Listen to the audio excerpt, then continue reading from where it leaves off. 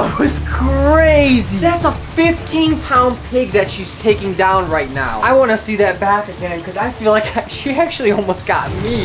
Whoa! The pig was slipping out of my hand and she just crushed it. Today we're going to be doing Anaconda versus American Alligator. And we're going to be pinning the two most apex predators, water reptiles, against each other. Starting with the green anaconda, Ivy. Look at this muscle right here, coiling the pig. Got the pig by the head with those sharp, recurved teeth. That pig's not escaping that head bite. And then that anaconda's got that strong muscle squeezing the body. And the misconception is that it would be squeezing the air out of its lungs. That's incorrect. It's actually stopping the blood flow from getting to the brain. Now, anacondas spend most of their time in the water hunting, but one advantage over the American alligator would be its option to hang in the trees, waiting for an unlucky prey item to meander on by and to be ambushed and eaten on land. And we got the challenger right here, Salt, the albino American alligator. Here she comes. Come on, Salty, up.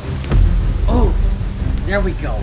Now look at those teeth right there. They're a bit different than the anaconda. They're a little bit blunted, right, Mike? So alligators have 80 teeth, 40 on the top, 40 on the bottom, and they are blunted only because they use all that force. So they don't have to be all that sharp, because as everybody knows, alligators, all the pressure go down, versus the anacondas have to grab and they have the recurved teeth to dig into things. Come on, Salty, up. As Mike was mentioning, those teeth are blunted, paired with their 2,000 pounds per square inch jaw pressure to absolutely crush bones, tear. Oh, look at that speed too. So they'll snap, pop, pop, pop. They'll snap your arm right up. That will crush your arm. And then you got to remember too, they have that absolutely destructive death roll. So she gets your arm. Not only is your arm going to be broken, but then she's going to death roll it and rip it off. And honestly, that's if you're lucky.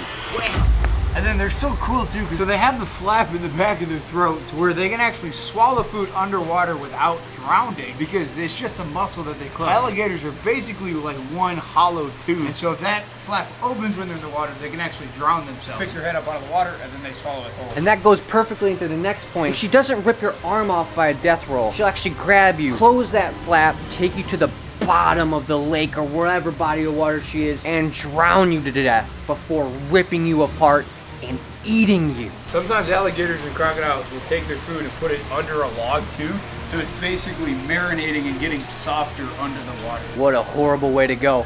Honestly, so far, I'm not sure which animal I'd prefer to get eaten by. Drop a comment down below if you have a preferred animal to get eaten by. Neither. And as we're finishing up with Salty here, we got Ivy the anaconda, and she's dragging the pig into the water, doing that drowning technique we were talking about. Look at this. And she's gonna be bringing this pig into the water for a myriad of different reasons, right? Everything in water, it feels a little bit lighter. So not only will her body weight and the pig's body weight feel lighter under the water, but you gotta think, if she was on land, she'd be vulnerable to say, jaguars where she's from or something like that, any predator. So when she goes down into the water, it's a much more safe environment. She can hold up her breath for, honestly, we don't even know how long. I think we measured it. It was like over 40 minutes that we caught her before. So she's gonna have plenty of time to just be safe, chilling, filling up those huge lungs, which encompass a lot of her body. And also, if that pig isn't dead yet, well, bye-bye. Oxygen to the brain's cut off, and now it's just gonna be filling up with water and just drowning to death, honestly. Come on, there it is.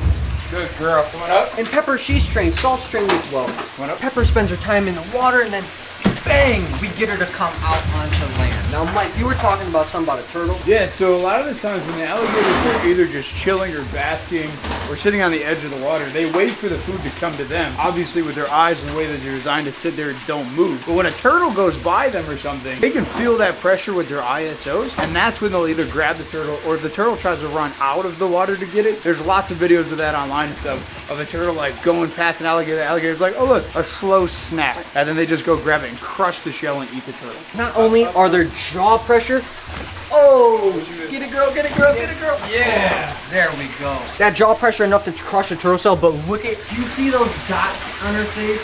All those around her lip. Those are those ISOs Mike was talking about, and those are like pressure sensors, alerting the alligator that, hey, something might be here. Bang, bite first, ask questions later. I always say it's like when you're at the doctor, they hit your knee with the little rubber mallet. Yep. It's just a natural instinct. And some people say that they can even detect like pH differences in the water next to them too. Good girl, and oh! Not get bit in the face here. Come on, Pepper. Come on, get up there. Oh, you missed it. You're a happy gator.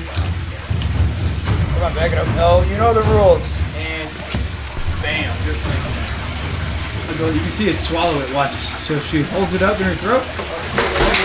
Oh! So now Cannonball! She still has it in her throat, and what she's gonna do is once she calms back down, she's gonna pick her head up, push, and use all those muscles to pull it down into her stomach. If you had to pick your favorite apex water reptile, would you be team alligator or team anaconda? I think I have to go team alligator. Ooh, that's a good one. I'm undecided yet. Drop a comment down below. Team anaconda, team alligator. We want to know where you lie, but we're not done yet. We got some more stuff to talk about. Ivy is almost entirely done eating the 15-pound pig. She was on land for roughly 40 minutes prior, mapping out the entire pig in her head. How large is this pig? How much does this pig weigh? What are the angles that I can attack it? So that when she does take it into the water, she is the least vulnerable. You don't want to be a vulnerable animal in the wild. Then you get killed. It's survival of the fittest. So she doesn't immediately latch on and start eating right away. She's being strategic with it. And obviously, Ivy's strategy was, I know it's going to take me 10 minutes to eat this pig once I get into the water, and a big reach right there. Her jaw's distended and she's making massive inches at a time. Her reaching with her jaw, getting more of that pig down her throat. She knew when she was on land, mapped it out. Oh my God, honestly, this is mind-blowing. It's just actually taking the words right out of my mouth, seeing her eat this massive pig so fast. But she knew when she was on land that, all right, once I take this pig into the water, 10 minutes is all it's gonna take me. That's a sufficient amount of time to keep her safe. Odds are that will be fine. She will not get attacked by, say, another anaconda, a jaguar. This is absolutely wonderful, magnificent to watch. It's breathtaking. Let's just take a moment, be quiet, and enjoy this.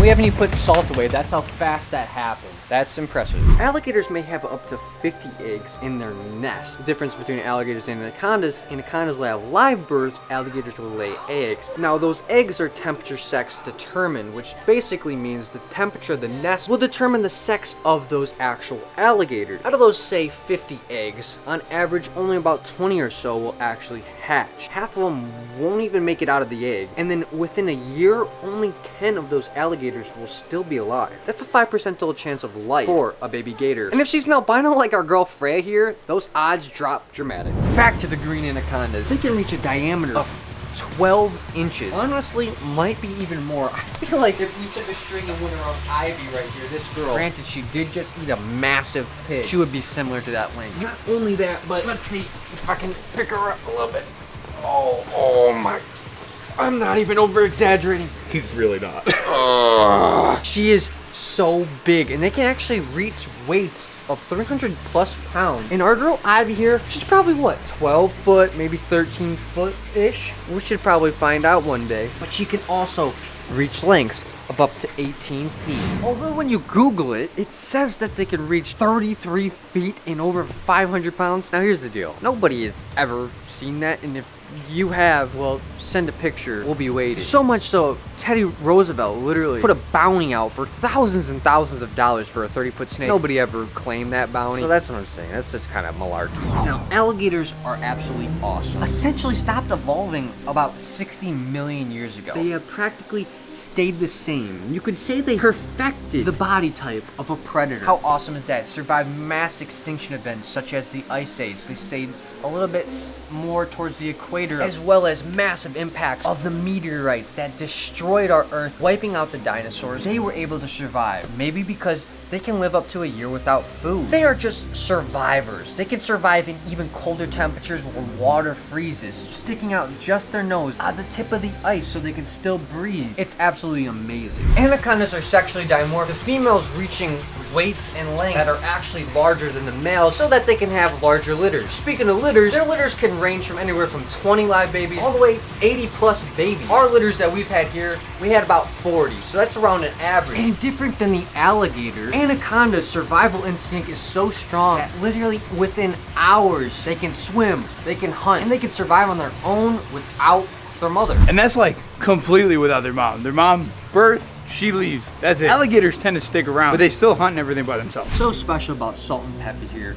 The pitch black next to that just jet white. Both of them are beautiful in their respective ways. Now, alligators, as well, sexually dimorphic. Big adult male can reach weights of 1,000 pounds, creeping close to that 20-foot mark. They're surprisingly athletic. Take a look at Salt right there. You see her back legs? They're kind of bent down a little bit. They're like frog legs that can actually spring them up, jumping out of the water, maybe potentially clapping, especially if it's a crocodile, like a Cuban. But we're talking about alligators. Alligators, they say can run 30 miles an hour on land, swim up to 20 in the water. Now, I don't think 1,000-pound 20-foot alligator is going to be running 30 miles an hour. But from that 4 to 7 foot range with their lean, mean, real high stance off the ground, that's when you can get yourself in trouble. She want food, Michael? They do move on the ground, but they're not very fast. They say that they can reach speeds of like 5 miles an hour on land and up to 10 in water, which is a really clear disadvantage compared to the alligator. Because alligators have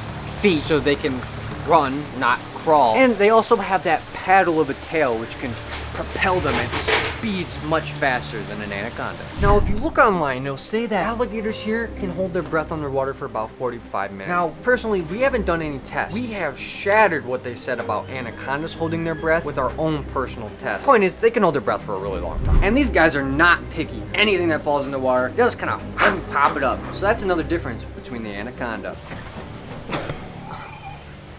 She doesn't like people at all anymore. You know what's funny is, like, I noticed that when we give certain snakes and animals like the high ground, they turn into different animals. Whereas when we have them in like a lower enclosure, they're much more tame. But once they get out high, they're like, oh, I got the power over you. Girl Verde here is no older than 4 years old. Now, in the wild, anacondas may only live up to 10 years, but in captivity, can live up to 30. Whereas Freya here is probably about a year old, maybe a little bit older. And in the wild, she may live up to 30, maybe 50 years old, and in captivity may very well live 80 years of age.